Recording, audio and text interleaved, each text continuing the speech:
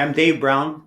I'm here with my co-author, Robert Gettlin, and we're going to be talking about our new book, and Goliath, the Littlest Navy SEAL's inspirational story about living your biggest life.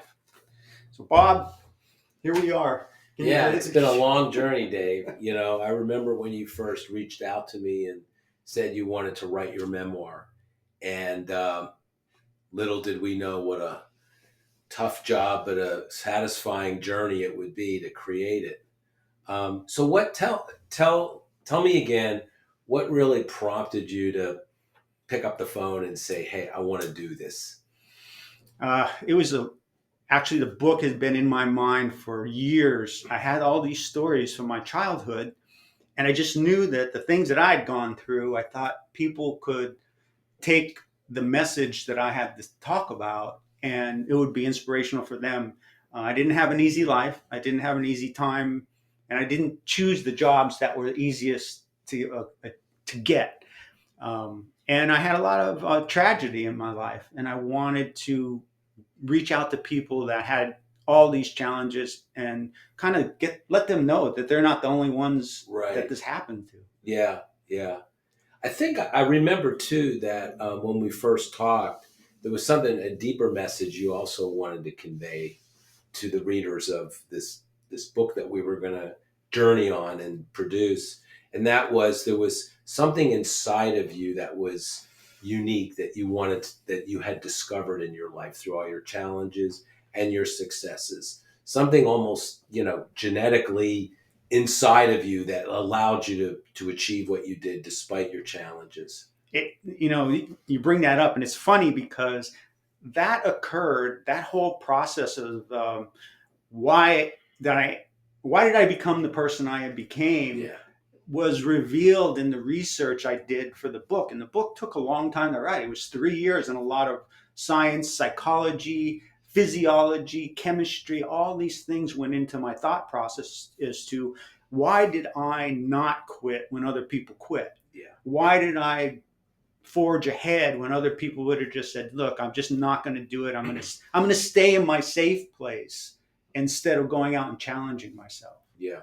And that's really like one of the most powerful messages of this book that speaks across different audiences, men, women, young, old, how everybody has their own challenge. And I think the one of the messages from the book is that you can discover inside of you traits and strengths that you didn't know you had. But you have to discover yourself through the difficulties. That's pretty much part of it, isn't it? It absolutely is. Everybody is born with some talent, some Hmm. skill, and sometimes they're afraid to really challenge themselves to bring out and work on that Yeah. skill. And you Right. have your own talents that you can develop and be the, let's just say, the best person, live up to your potential, and live your biggest life. Right. Right.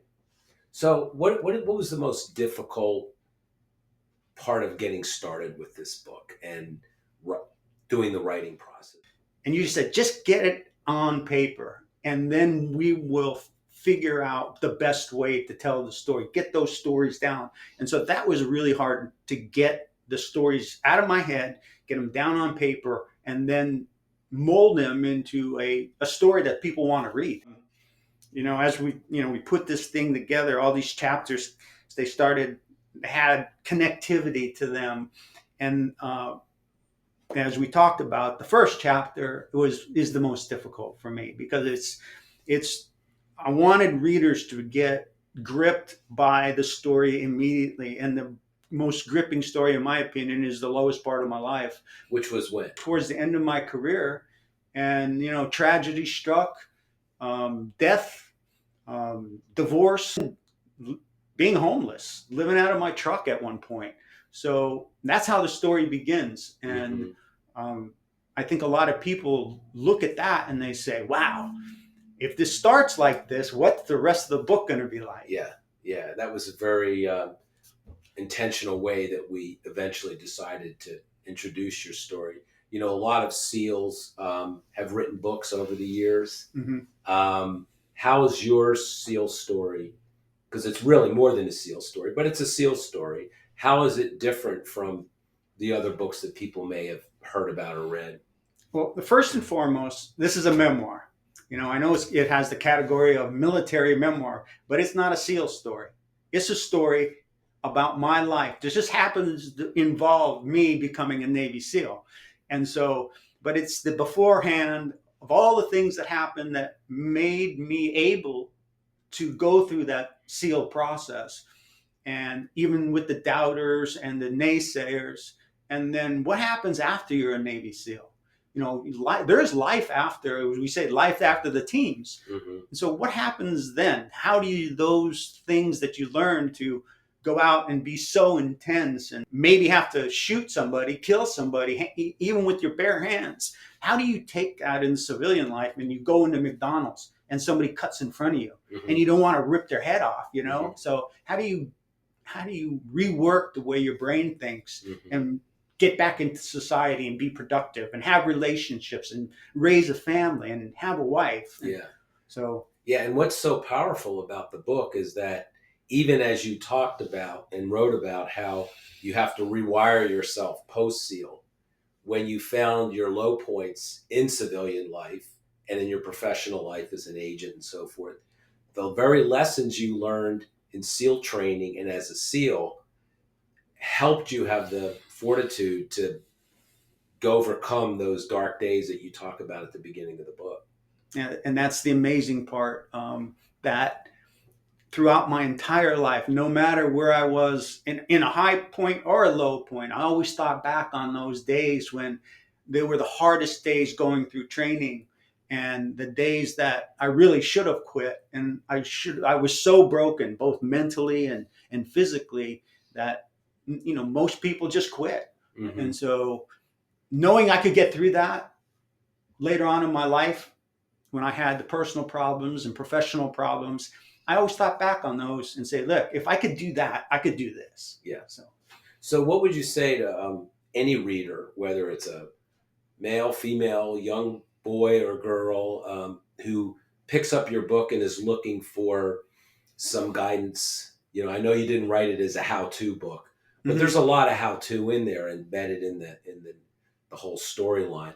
What would you say is kind of the key message for them? Well, the key message is be persistent. You have qualities and traits, and you are good at something. In order to be the best, and you need to work hard, dedicate yourself to the thing. Hopefully, the thing that you love. Yeah, so it was a real pleasure writing this book with you. We go back a long ways. We worked together for a number of years in the Department of the Interior. We brought our own professional backgrounds to it. It was a great collaboration, and it was an honor working with you. So, and producing a book that, by the way, we're proud to say has had, multiple 5-star reviews on Amazon and from book reviewers, and I think it's going to have a long shelf life. I couldn't be more happy with what people have, the accolades they've given it, and the wonderful comments and how much they enjoyed this story. It made it all worth all the effort. There you have it.